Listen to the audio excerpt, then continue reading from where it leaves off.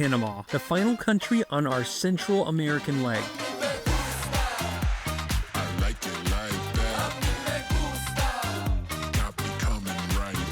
After a month in Costa Rica, we're crossing one last border before a very different chapter begins. We've been driving the Pan American Highway for over a year now. Deserts, jungles, mountain towns, and more than a few chaotic borders. But this stretch feels a little different. It's the narrowest point in the Americas, and somehow it holds everything together.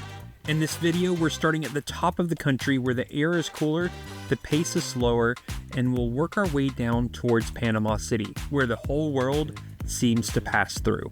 And this time, we're not alone. So for this video, you're gonna see a special guest, and it is my father. My dad is actually with us in Panama for the next 9 days. You've met him before. It's been a while since y'all have seen him, but my dad is in Panama with us. This is the first time I've ever gotten to travel with him internationally, so I'm really excited. Let's go.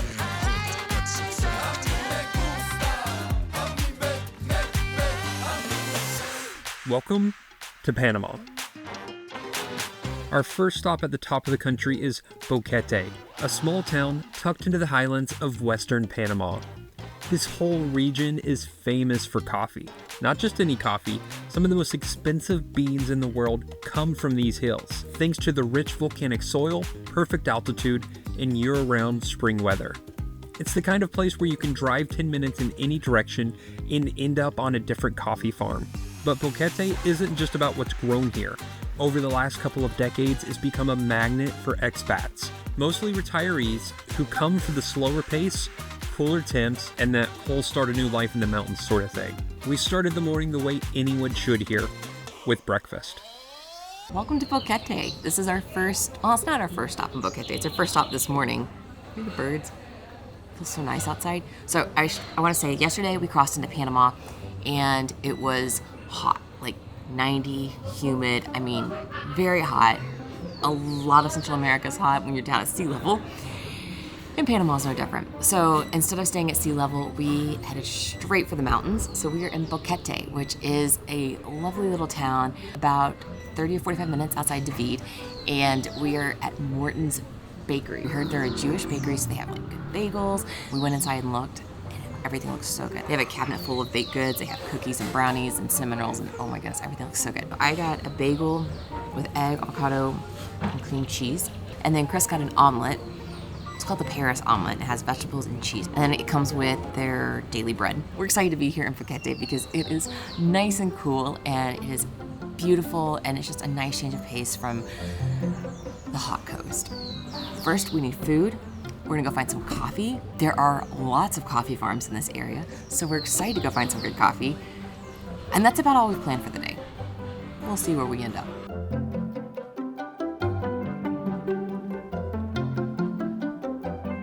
The scenery up here is breathtaking. It's really beautiful.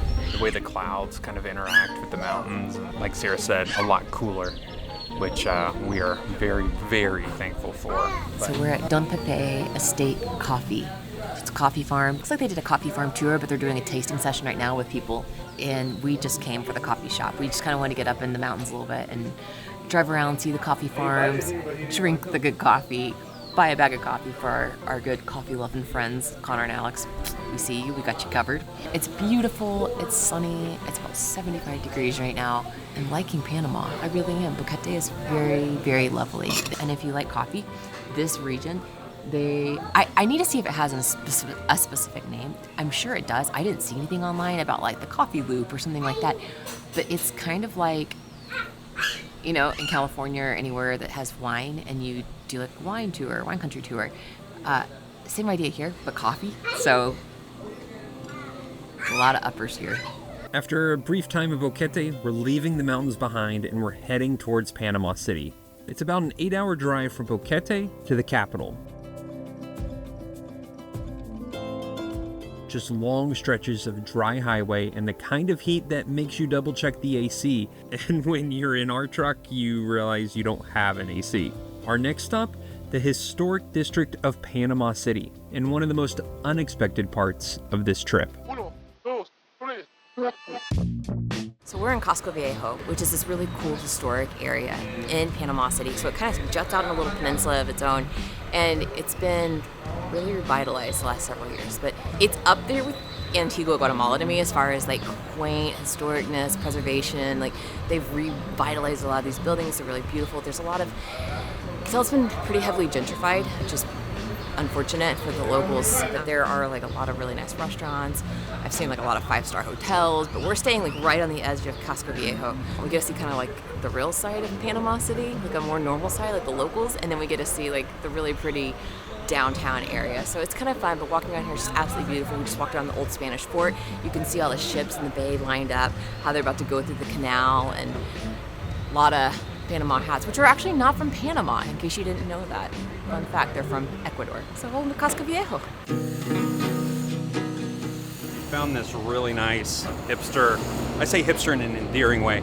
We found this really nice coffee shop that had some of the most expensive beans. They were $45. They're called geisha beans. They were the most expensive beans I've seen in a coffee shop in a long time. But if you're a coffee snob, I would definitely go here. Got an empanada, some iced coffee, had a really nice atmosphere, and we're exploring this part of Panama City, which is absolutely beautiful. Naturally, Chris said, let's get an empanada. I said, oh, I'm not hungry. But then I found out they had queso, and while he was busy talking to somebody in the coffee shop, I took a bite. Very good. It's bread and cheese. What could go wrong? Daydreaming of you.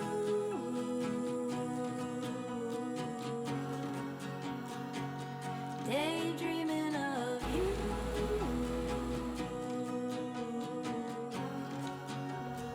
We've heard a lot of people say that Panama is like the Miami of Central America. The people of Panama would say, hey, we're not even a part of Central America. We're more part of South America, Colombia area. But over here, they have this big group, and they're all watching dominoes play. And if you've been to Miami, you can go to Old Havana, and you can watch people play dominoes there. And here, they're doing the same thing. So if you know dominoes, and you're pretty good at it, you could come here and try to dominate.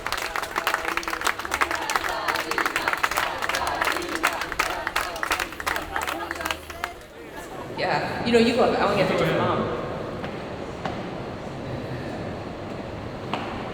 Stairs are a little narrow to get to the top. It's fun because Sarah's filming her dad's experience, and I'm filming her filming him because it's fun watching her get excited.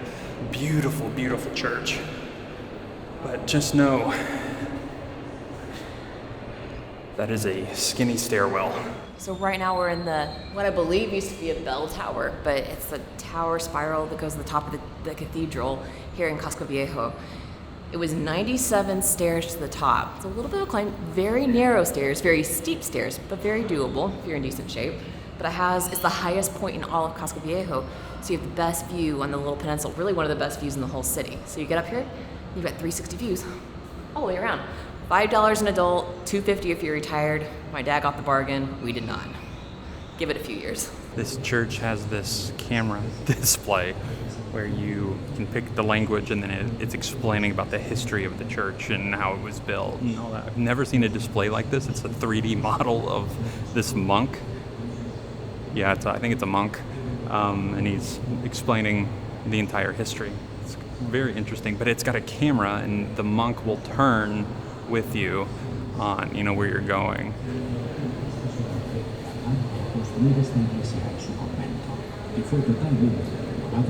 It knows. It knows. It's a very beautiful church. They allow you to come in here for free. And then, like Sarah said, if you want to get to the top, you pay $5. But beautiful, beautiful church. There is one thing that you need to know about Craig, Sarah's dad, is that he is so interested in how things work. And so while they're cleaning, he went up and was like, how do you lift this thing? What's it made of? All this. Not a stranger to anyone. But Found an Alabama fan here. Roll Tide. I can't say that. I'm a Georgia girl.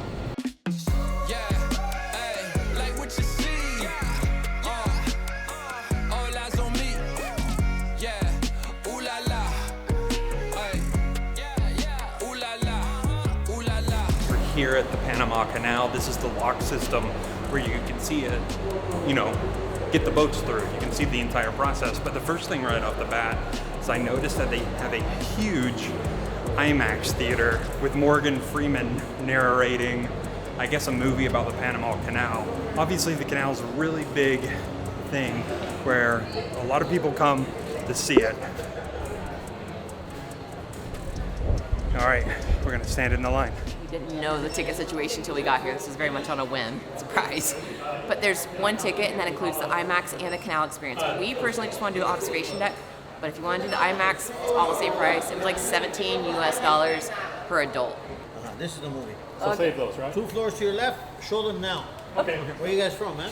USA, Tennessee. Hey, Nashville. Yeah. I don't know what I was thinking when it came to the canal, but I wasn't thinking this. This is an all-out tourist experience extravaganza.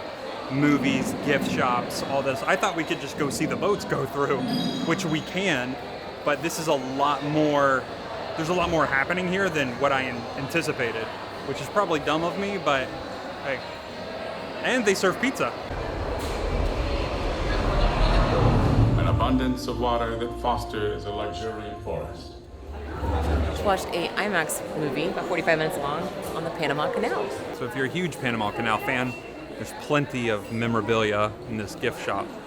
It is jam-packed in here. Honestly, the IMAX movie with Morgan Freeman I would recommend it. It gives you some context and some history. It's not everything. It's 45 minutes. It's good produced video. And now we get to head outside and we finally get to see the canal.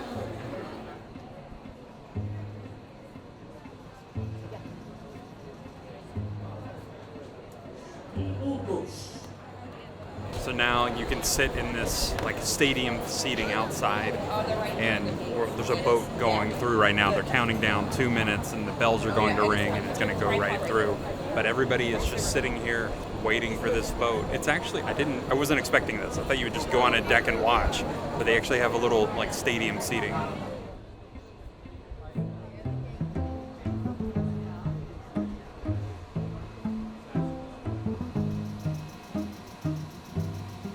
All right, we got visitors from all over the world. There it is right now. Some from England.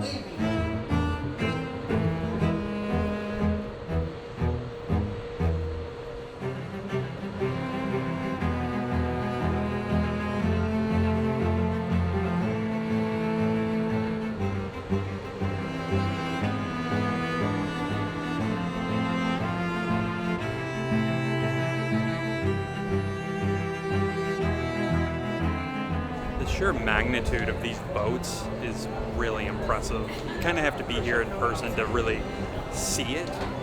I mean, they're huge. These boats are huge. Some of these boats are almost the size of the Empire State Building. So this canal will level up 3 times. It's really, really fascinating. And I don't mean to sound like an old man watching like documentaries, but I'm an old man watching documentaries right now because this is super, super cool and impressive. Sure, you have to battle the crowds while you're here, but it's one of those things you kind of have to see it. You just kind of have to see it, and it's so impressive what they've built and how they're getting from the Pacific Ocean to the Atlantic Ocean or vice versa. Engineering, science.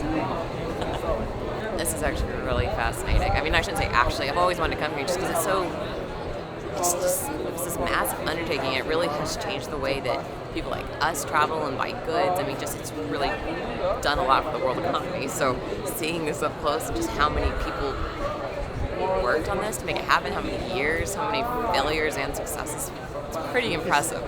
So now the lock is filling back up. I guess there's going to be enough. I don't see one lined up, but I guess another boat will come in. So it fills back up, and then they'll lower it when it gets in, and then it'll go to the next one, then it'll lower, and it can go in the opposite direction too. There's 2 different locks right here, and then there's 2 more new ones on the other side that are even larger. But boats could go east to west or west to east. Or is it north, south, south to north? I think that is because Panama's like a weird shape. I don't know, either way. It's fascinating. It's amazing how fast this fills up. In just a matter, I think they said 3 minutes. And not a single water pump in the Panama Canal. Is that not fascinating? Everything is just like gravity and it's just natural. It's so fascinating.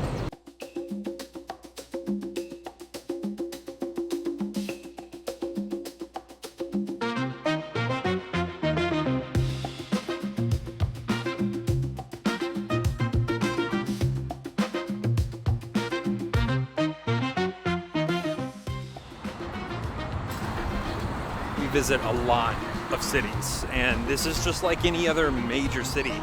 Panama City is very, very nice though. Our entire time here we've been thoroughly impressed, and you know, you can come here, you can do food tours, you can just see the city. It's like any city, like you go and experience all the different hot spots that are happening, and whether that's the historic zone or maybe you want to find some fusion food or play pickleball or whatever, you know. But this pathway here goes all along the city, and people are cycling, they're running, they're walking. It's like a way for the city to connect with each other, and it's not as chaotic, because honestly, when you're driving through Panama City, because it is a city, the traffic is awful. Like, it is just horrendous, and you know, it's just crazy traffic, and this walkway just kind of helps you take a breather. You're like, all right, I can enjoy this massive city that looks like Miami, but also, I mean, it's just a fun town. It's in Casco, yeah. They have like 3 different places, but in Casco is the best. Okay. And in Nazca 21 as well, you know, Nazca. Well, it never fails that we always have somebody come up to us, no matter what country we're in, and you know, they're like, how do you like my country? How do you like that? And that's how we met Isaac. Isaac was running on here, and he was like, how do you like Panama? Are you having a good time?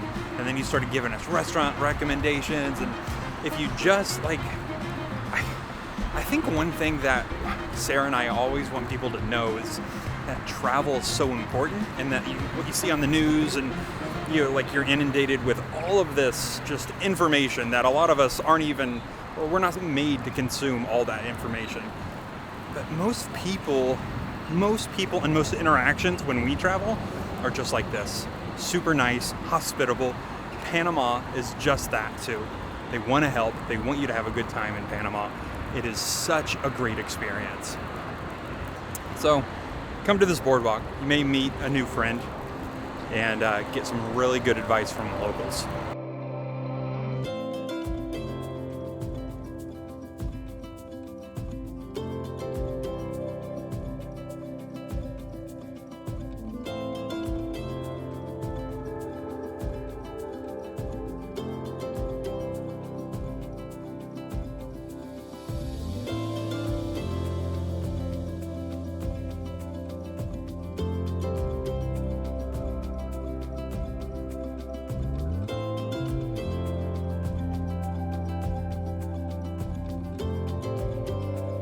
For behind the scenes and extra content, you can head on over to our Patreon community. Otherwise, be sure to follow on Instagram or like and subscribe here. It really helps creators like us.